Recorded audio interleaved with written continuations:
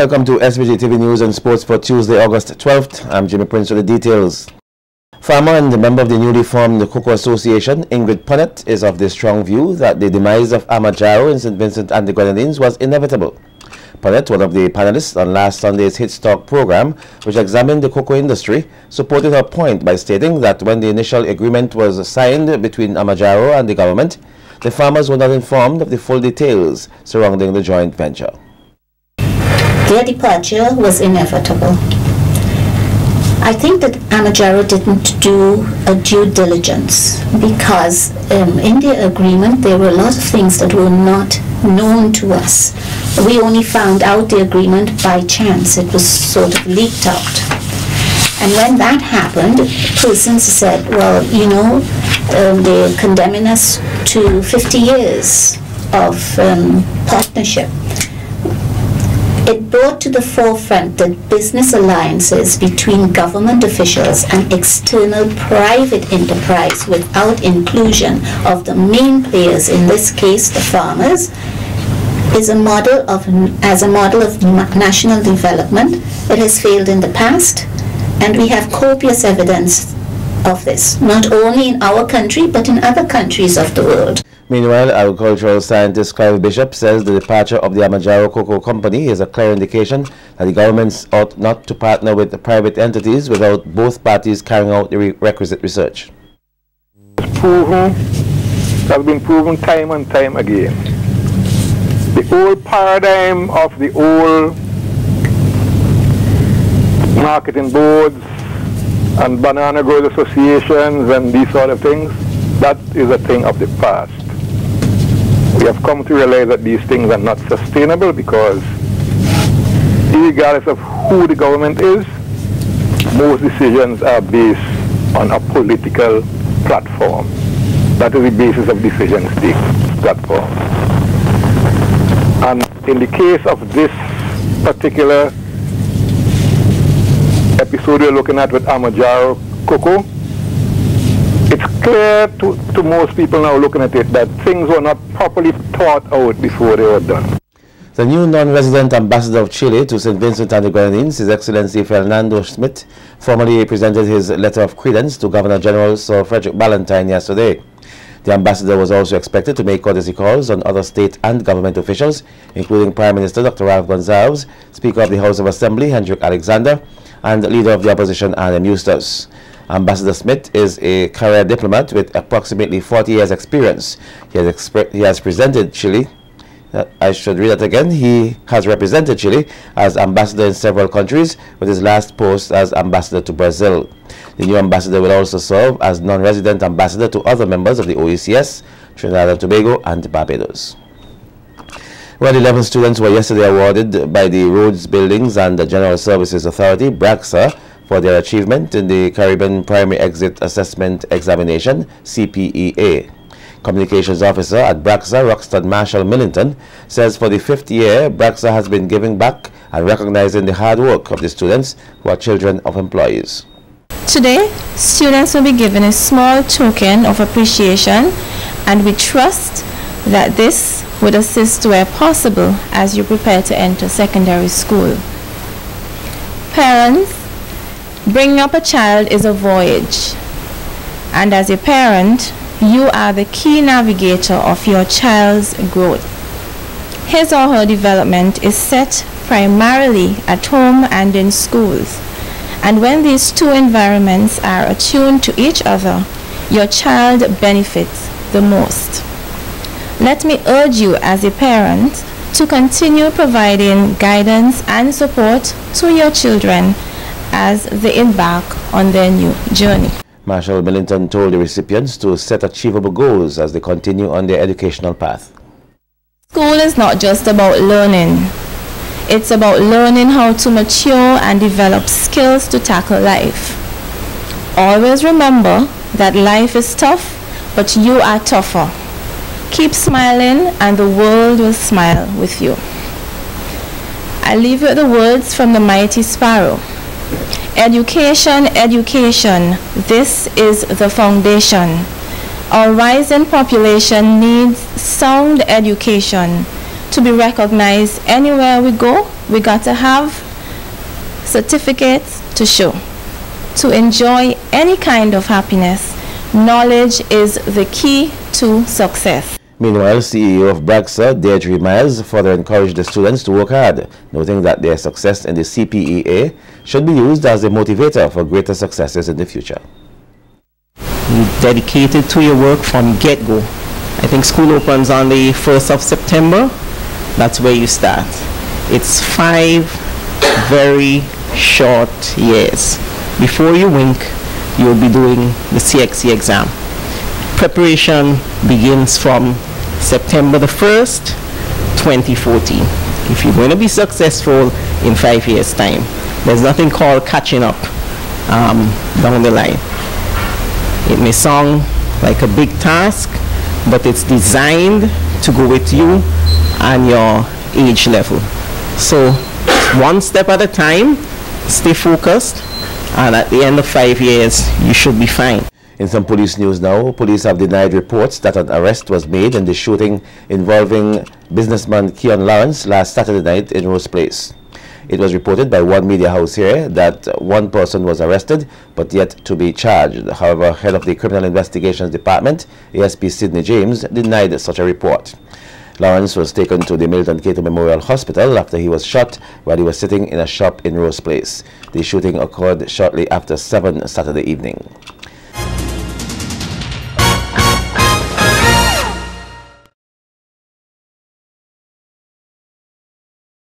The Camden Park and the Barley Technical Institutes today received 11 computers and a printer from telecommunications company Lime.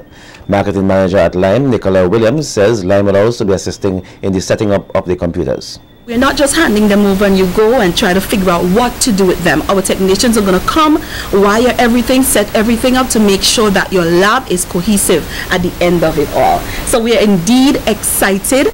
Meantime, Sharon Joseph of the Camden Park Technical Institute and Rosalind Hazelwood of the Barley Technical Institute expressed much appreciation to Lime for its assistance. This morning I'm very happy because these computers will greatly assist our students or the school institution in training students in data operations.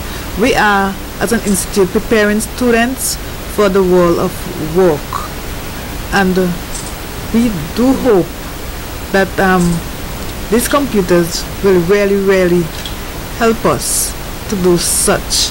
And on behalf of the staff and students of the Camden Park Technical Institution, I want to say thank you to Lime. And I am happy that Lime would have honored their commitment to us. So I would like to thank the manager, Mr. Leslie Jack, and his company for their generous donation to us. A 4-week Garifuna Cultural Retrieval Workshop is currently in progress at the Central Leeward Government School in Peters Hope. The workshop is being hosted by Yoga Cure, which is an organization that works with the children in SVG by teaching them the Garifuna culture. Executive Director of Yoga Cure, Trish St. Hill, says the workshop will seek to tackle most of the elements of the Garifuna culture. The language, the drumming, the music, the cooking, even the way of dressing. And we bring this to the children because, as you know, St. Vincent is the ancestral homeland of the Garifuna people. And after 1795, our paramount chief, Joseph Chatier, was killed. Subsequently, the Garifuna people were exiled, the majority of them. Those remaining were left in conditions that were deplorable. And they lost their culture and their language. And you know, language is an extremely important part of a culture. When you have a culture with no language that is indigenous to it, oftentimes it is not a strong culture. And so what we try to do is to bring back the culture, bring back these other elements of the culture, and give the young people a sense of who they are as Garifuna. St. Hill says the program is in its 4th year, and the next day it is their hope to incorporate a coming home activity. We want to invite Garífunas from the diaspora, from Belize, from Honduras, from Nicaragua, Guatemala, New York, different parts in the United States, to come home and spend that last week of our program with us and celebrate our 50th anniversary of YouGoCure. I want to say that there's something that is troubling me that I need to get this out in the media as much as possible. It has been brought to my attention that there have been individuals, or a particular individual, who have been going around telling people they need donations, telling people they need money to help with busing, to get kids registered for the program. We do not, and I'm going to be very adamant about this, we do not take funds. This is a free program. It comes 100% free to the children. There is no payment for even the concerts that we have. We always tell the people at the concert, if you want to donate something, voluntarily, that's fine. But we do not take funds from these children. The organizers of the 2014 Miss SVG Plus Size pageant have announced the names of 8 delegates that will be participating in the show that is slated for August 29th at the cruise ship complex. Organizer Paul Williams says in a news release the eventual winner will represent St. Vincent and the Grenadines at Miss Plus Size Universe 2014, which will be held in Trinidad. Williams says the Miss Plus Caribbean pageant is a result of her passion to see the full-figured woman in a place where she is celebrated and able to embrace not only her curves but her true beauty. Williams adds that one of the special features for this year's event will be a red carpet segment. Outstanding fourth formers from schools across St. Vincent and the Grenadines were recently recognized by the Rotary Club of St. Vincent and the Grenadines at the hosting of the annual George Philip Excellence Award ceremony. Featured speaker Kenrick Kwashi told the students to not only recognize their support team but encourage them and show that they are appreciated. So receiving an award today is not for us to feel puffed up. It's not for us to feel that we have achieved, but for us to humble ourselves and strengthen that support team so that we can continue the path that we're on. So I want, first, remember I said we must recognize your ability and settle for nothing but the best.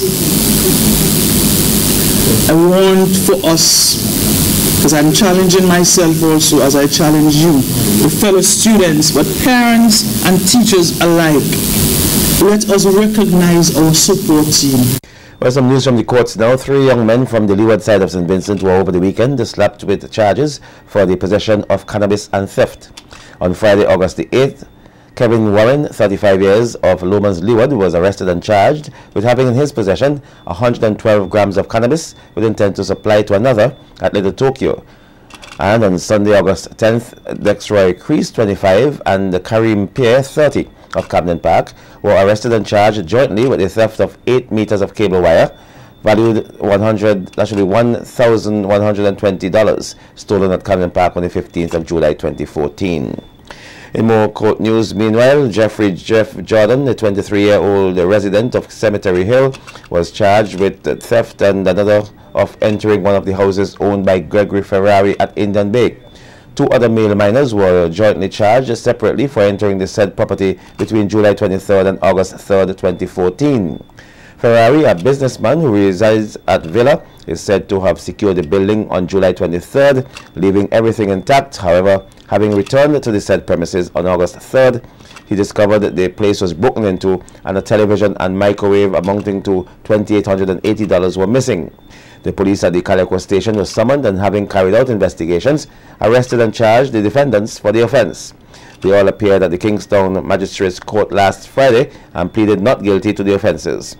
Jordan was remanded into custody at Her Majesty's Prison, while the 2 minors are being kept at the Central Police Station until a date is set for their trial.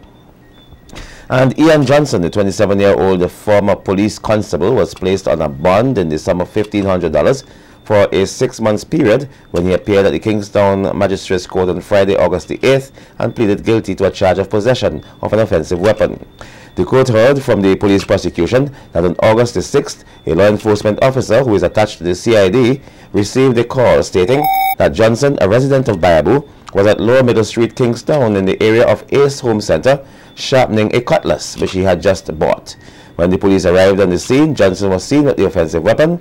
He was ordered to drop the weapon, to which he complied, resulting in his arrest. Johnson, who is now a barber, told Senior Magistrate Brown Matthias that he bought the cutlass for agricultural purposes. If he breaks the bond, Johnson will be required to pay the fine of or face 6 months in jail.